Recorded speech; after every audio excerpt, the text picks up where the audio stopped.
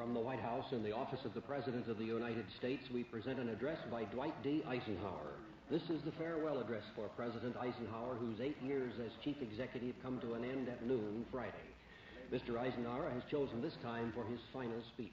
Ladies and gentlemen, the President of the United States. Good evening, my fellow Americans. First, I should like to express my gratitude to the radio and television networks for the opportunities they have given me over the years to bring reports and messages to our nation. My special thanks go to them for the opportunity of addressing you this evening. 3 days from now, after half a century in the service of our country, I shall lay down the responsibilities of office as, in traditional and solemn ceremony, the authority of the presidency is vested in my successor. This evening, I come to you with a message of leave-taking and farewell, and to share a few final thoughts with you, my countrymen. Like every other citizen, I wish the new president and all who will labor with him Godspeed. I pray that the coming years will be blessed with peace and prosperity for all. Our people expect their president and the Congress to find essential agreement on issues of great moment, the wise resolution of which will better shape the future of the nation. My own relations with the Congress, which began on a remote and tenuous basis when, long ago, a member of the Senate appointed me to West Point, have since ranged to the intimate during the war and immediate post-war period, and finally to the mutually interdependent during these past 8 years. In this final relationship, the Congress and the administration have, on most vital issues, cooperated well to serve the nation good rather than mere partisanship, and so have assured that the business of the nation should go forward. So my official relationship with the Congress ends in a feeling, on my part, of gratitude that we have been able to do so much together. We now stand 10 years past the midpoint of a century that has witnessed 4 major wars among great nations. 3 of these involved our own country. Despite these holocausts, America is today the strongest, the most influential, and most productive nation in the world. Understandably proud of this preeminence, we yet realize that America's leadership and prestige depend not merely upon our unmatched material progress, riches, and military strength, but on how we use our power in the interest of world peace and human betterment. Throughout America's adventure in free government, our basic purposes have been to keep the peace, to foster progress in human achievement, and to enhance liberty, dignity, and integrity among peoples and among nations. To strive for less would be unworthy of a free and religious people. Any failure traceable to arrogance or our lack of comprehension or readiness to sacrifice would inflict upon us grievous hurt, both at home and abroad. Progress toward these noble goals is persistently threatened by the conflict now engulfing the world. It commands our whole attention, absorbs our very beings. We face a hostile ideology, global in scope, atheistic in character, ruthless in purpose, and insidious in method. Unhappily, the danger it poses promises to be of indefinite duration. To meet it successfully, there is call for not so much the emotional and transitory sacrifices of crisis, but rather those which enable us to carry forward steadily, surely, and without complaint, the burdens of a prolonged and complex struggle with liberty the stake. Only thus shall we remain, despite every provocation, on our charted course toward permanent peace and human betterment. Crises there will continue to be. In meeting them, whether foreign or domestic, great or small, there is a recurring temptation to feel that some spectacular and costly action could become the miraculous solution to all current difficulties. A huge increase in newer elements of our defenses, development of unrealistic programs to cure every ill in agriculture, a dramatic expansion in basic and applied research. These and many other possibilities, each possibly promising in itself, may be suggested as the only way to the road we wish to travel. But each proposal must be weighed in the light of a broader consideration, the need to maintain balance in and among national programs. Balance between the private and the public economy. Balance between the cost and hoped-for advantages. Balance between the clearly necessary and the comfortably desirable. Balance between our essential requirements as a nation and the duties imposed by the nation upon the individual. Balance between actions of the moment and the national welfare of the future. Good judgment seeks balance in progress. Lack of it eventually finds imbalance and frustration. The record of many decades stands as proof that our people and their government have, in the main, understood these truths and have responded to them well in the face of threat and stress. But threats, new in kind or degree, constantly arise. Of these I mention two only. A vital element in keeping the peace is our military establishment. Our arms must be mighty, ready for instant action, so that no potential aggressor may be tempted to risk his own destruction. Our military organization today bears little relation to that known of any of my predecessors in peacetime, or indeed by the fighting men of World War II or Korea. Until the latest of our world conflicts, the United States had no armaments industry. American makers of plowshares could, with time and as required, make swords as well. But we can no longer risk emergency improvisation of national defense.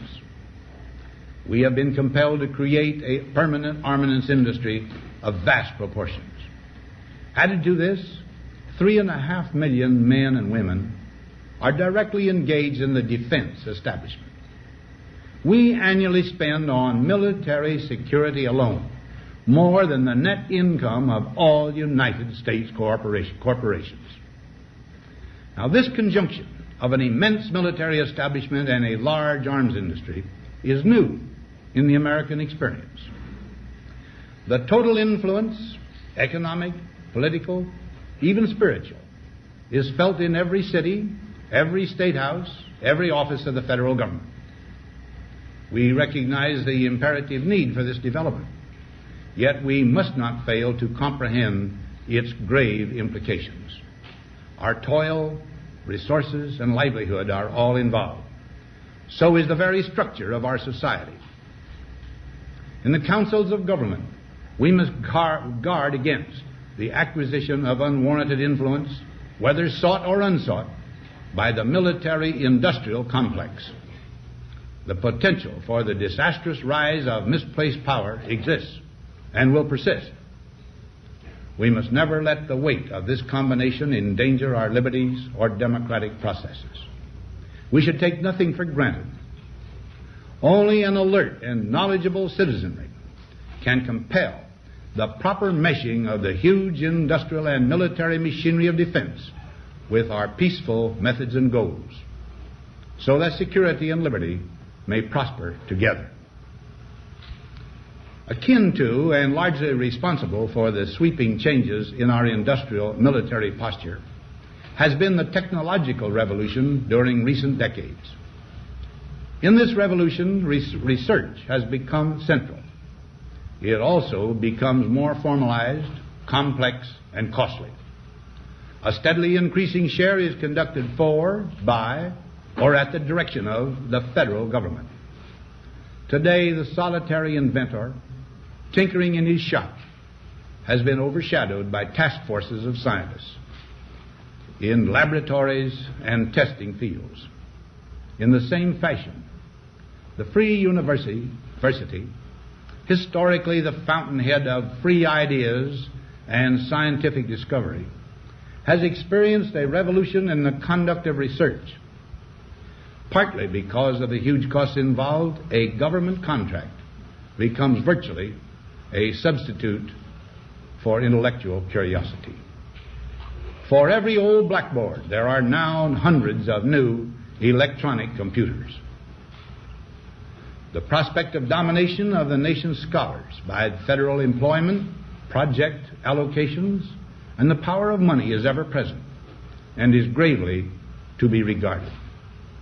Yet in holding scientific research and discovery in respect, as we should, we must also be alert to the equal and opposite danger that public policy could itself become the captive of a scientific, technological elite.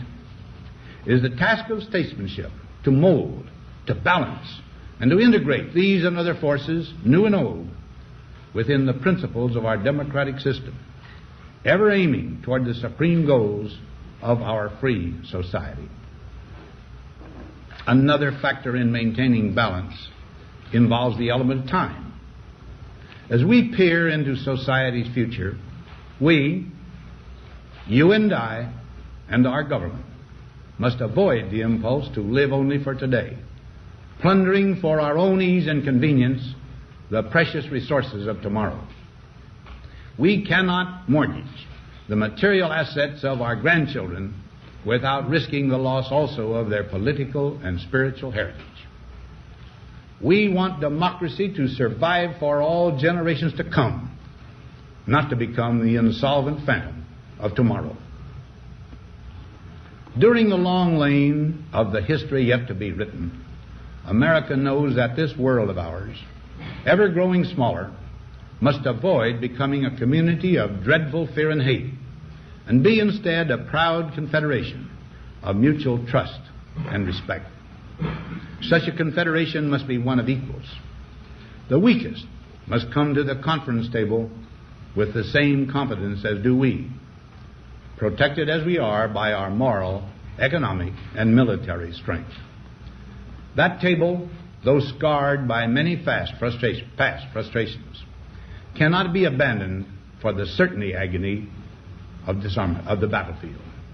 Disarmament with mutual honor and confidence is a continuing imperative.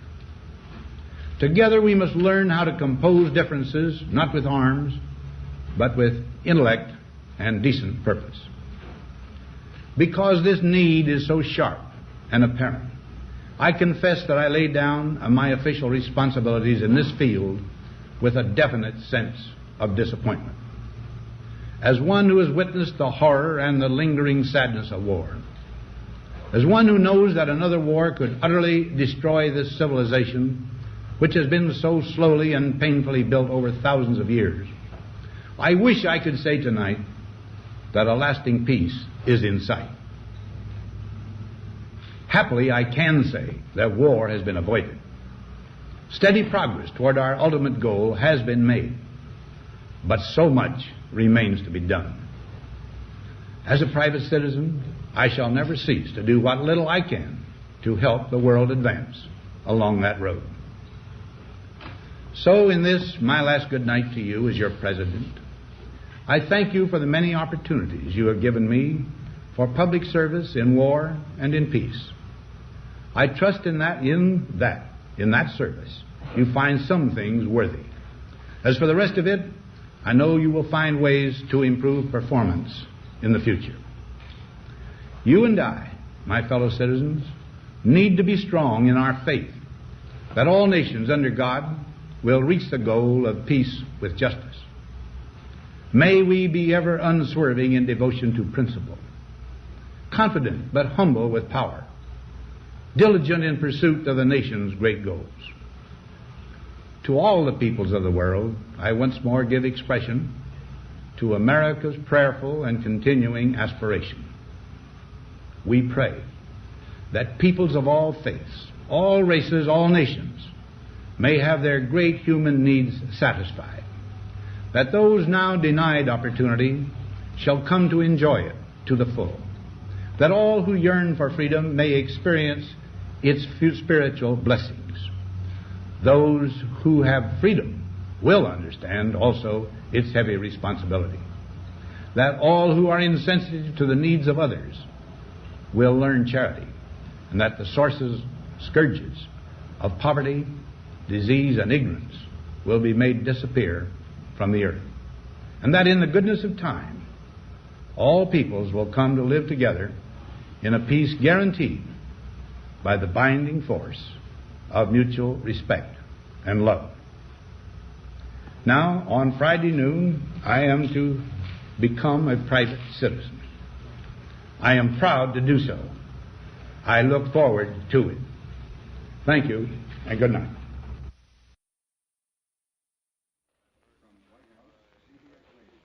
We have presented the farewell address by the President of the United States, Dwight D. Eisenhower, who spoke this evening from his office in the White House.